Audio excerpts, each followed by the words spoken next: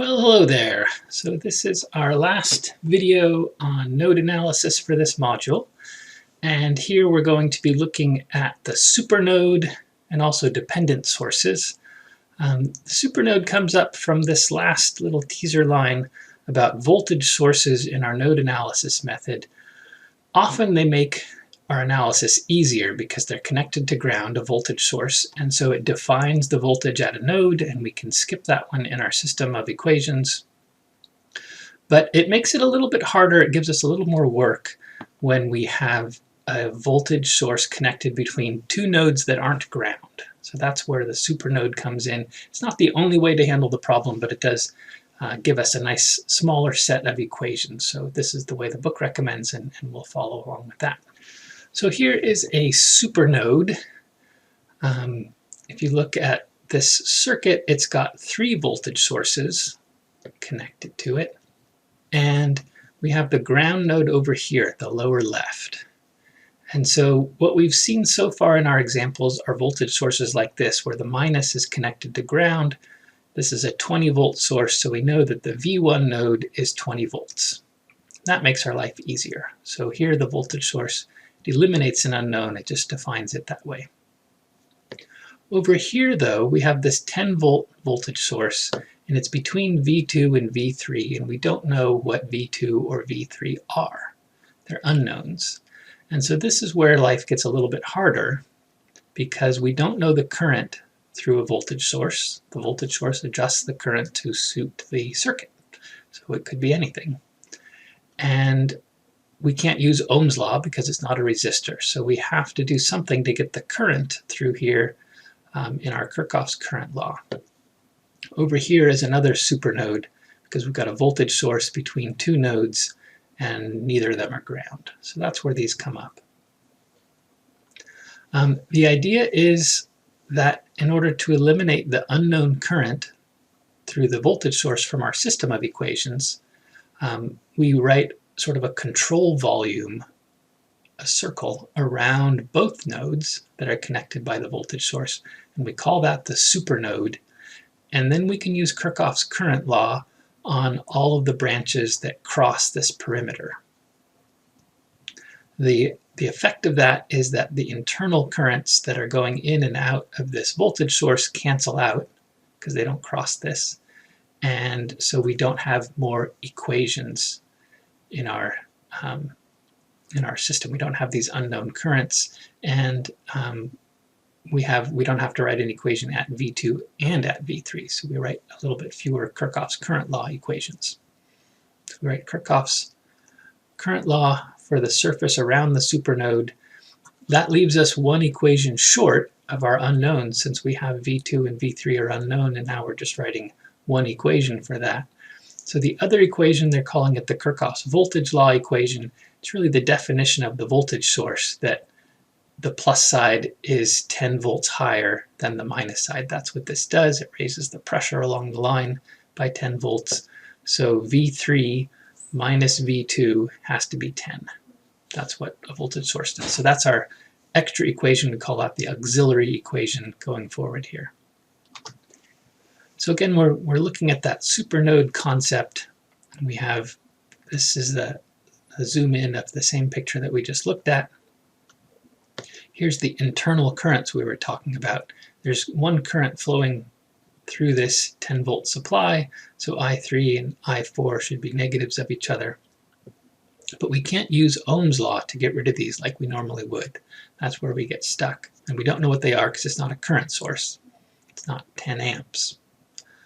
So the supernode takes these together. If we did Kirchhoff's current law at this node and Kirchhoff's current law at this node, and then algebraically combined those to eliminate I3 and I4 by being equal to each other, we'd get the supernode equation. So that's how we can prove that the supernode is okay.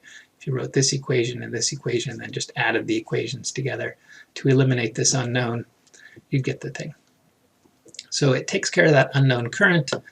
We also have the extra equation of the auxiliary equation. So if you don't like supernodes, if you don't want to go that way, you can keep this as an unknown current and have an unknown auxiliary equation, and you'll end up with a bigger set of equations to solve that would also solve for this unknown current if you wanted to. But the supernode is nice because it reduces the number of equations, so it's usually the way we want to go. A big takeaway, a big mistake sometimes people do, is they're just used to, at a node like this, I2 is V2 minus whatever voltage is down here divided by R3. And sometimes people just mindlessly say, oh, this I3 must be V2 minus V3 divided by 10. You know, that the tail minus the head divided by what's in between. Ohm's law only works on resistors, so you can't use Ohm's law on a voltage source, can't use Ohm's law on a current source, so don't do that. You also can't treat this like a current source if it's a voltage source. If this was a current source, we just have however many amps going through it and it makes our life easy. This is a voltage source. You have to do a supernode here. So here's our auxiliary equation again. It's always the plus voltage minus the minus voltage equaling the voltage source. Okay, so let's do an example. It's a very similar looking example up here with our supernode, but we're going to solve this circuit using node analysis. Find V1 and V2. So our first step is basically done for us by the people laying out the problem. So we've got a ground node down here. We've got the V1 node up here. We've got the V2 node over here. This node is at 4 volts because it's connected. So this was the quasi-supernode. This is where our life is easier. We don't have to do anything. We know that's 4 volts on that corner. This corner over here is actually part of the V2 node because there's no element in between. So just the two unknown node voltages. And since we see this voltage source between these, we dash a line and make this the supernode for our Kirchhoff's current law analysis. So this is just a reminder of the two kinds of voltage sources we can have. This voltage source down here is connected to ground, makes our life easy. 4 volts up there. This voltage source connected between two nodes that are unknown makes our life hard. It's not that hard. You can do it. But we do have to do the supernode approach with one Kirchhoff's current law for the whole supernode and the auxiliary equation that uses that 18 volt. Okay, so at the supernode, we draw currents on everything crossing the border of the supernode. So these internal ones we don't have. We have I1 plus I2 plus I3 plus I4. They're all going out, equals 0 coming in. Then we do Ohm's law only on the resistors. Remember, only on resistors can you use Ohm's law. So I1, the tail voltage is V1 minus 4 divided by 2 ohms in between. I2, here the tail voltage is V1 minus 0 is the head voltage divided by 4. Plus I3, V2 divided by 8, and I4 comes from this 2 amp current source, so it is in opposite directions, so its I4 is negative 2 amps. So we get our supernode KCL Ohm's equation. So we can collect the V1 and the V2 terms and we get down to here. So we have one node equation and two unknowns. We still have two unknown voltages, so the extra equation we're looking for is the auxiliary equation that uses this 18 volt source. So V2 is the plus side, minus V1 is the minus side. So it doesn't matter which way the current's flowing, it's just the plus and minus on the voltage source equals 18. So those two equations can be solved to give us our node voltages. Okay, so that's just a summary of how to use supernodes when we need to. So we're sort of adding to the steps. These are the steps in the book. Step 1 is to identify all the nodes and label them as known or unknown. And also you would identify any supernodes that you're going to analyze in this first step. Then for each of the nodes with an unknown voltage, you do Kirchhoff's current law and Ohm's law, but that means that you actually do it at just the supernodes and the other unknown nodes. And to have a complete set of equations for each supernode, you'll also need to write down its auxiliary equation. And then we have a system of equations that we can solve. Okay, so the last topic here on our intro to node analysis is what to do with these diamond-shaped sources. They can be voltage sources, they can be current sources, they're controlled sources or dependent sources, voltage-controlled voltage source, current-controlled voltage source, and so forth. There's the 4 different possibilities here. So the main thing is don't panic. We have an equation instead of a constant, and the equation always has a scale factor here, 2, and then another parameter that's defined on the circuit somewhere. So this is 2I, and I is the current going from left to right through the 6 ohm resistor.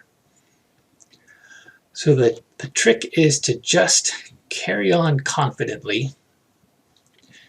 Instead of using 2 amps or whatever you would have for a constant here, just plug in either Ix or that equation 2I. Just carry on. Then do all of the node analysis, just writing down that equation everywhere. And then as a last step, you'll have to rewrite the control equation in terms of node voltages, and that is somewhat circuit dependent because the control depends on the circuit and where it's drawn and everything. So that's the last step, and that's the only tricky part. And if you do all the other steps first, you'll get really, really high percentage of partial credit on an exam, and you can maintain your grade. So just keep going, and if you get stuck at the end, then you can pause and move on. So let's see an example of a dependent source here.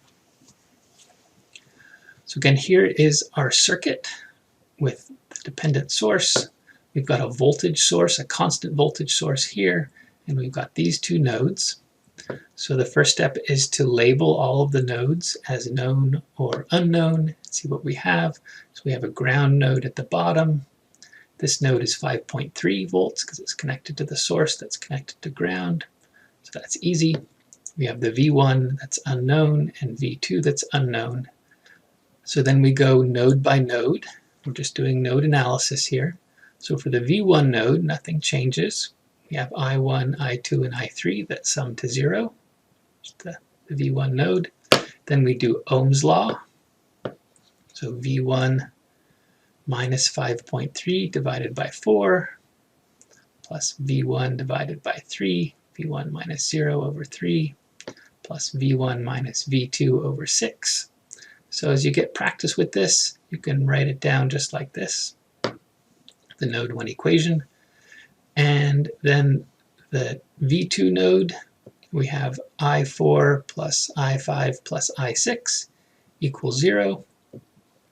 I4 from Ohm's law, I5 from Ohm's law, and I6, we're just going to say it's equal to negative Ix. So if it was a constant current source, we'd have a system that we can solve. But we don't. We don't know what Ix is. It depends on what I is, which depends on all these other things. So we have to do a little bit more. So here are our 2 equations again. And we got maximum partial credit to get to here. And so our last thing depends on the circuit and the way the control thing was laid out and whether it's voltage controlled or current controlled. But here we have Ix is 2I, and I is the same as I3. So it's the tail voltage V1 minus the head voltage V2 divided by 6. So there's our I1 and there's our constant from the 2. And so if we use that, Ix equals 2 V1 minus V2 over 6, we can either just plug this straight up here and have two equations and 2 unknowns, or we can solve all 3 of these at once. So confidently proceed ahead as if it was a constant, and then this is the part where you have to do a little thinking to finish off the problem. All right, so that's it for the node voltage method or node analysis. We have our basic 3 steps with some little things to check now that we've done some different perturbations of node analysis. So the first step is to identify all the nodes and decide if they're known or unknown voltages. And we're also looking for supernodes when there's a voltage source connecting to nodes with unknown voltages. Then for each of the nodes with unknown voltages, we do Kirchhoff's current law and Ohm's law. Unless it's a supernode, then we just do Kirchhoff's current law and Ohm's law for the supernode, not for each node that makes up the supernode. And because we're not writing as many equations if we have a supernode, we also have to write the auxiliary equation that uses the definition of a voltage source. That will lead us to a system of equations we can solve. So then we solve these, unless we had a dependent source.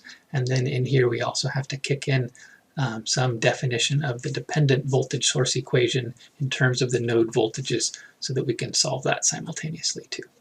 And with that, you should be able to do a lot of this class. It's just going to be doing node analysis on different things.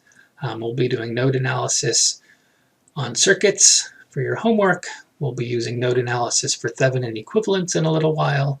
Node analysis again. So we'll keep coming back to node analysis. So establish some good habits. If you're confused on something, find out what the answer is, and you'll be using this for the rest of the semester. So don't forget to do the quizzes and the homeworks, and I'll see you in the next video.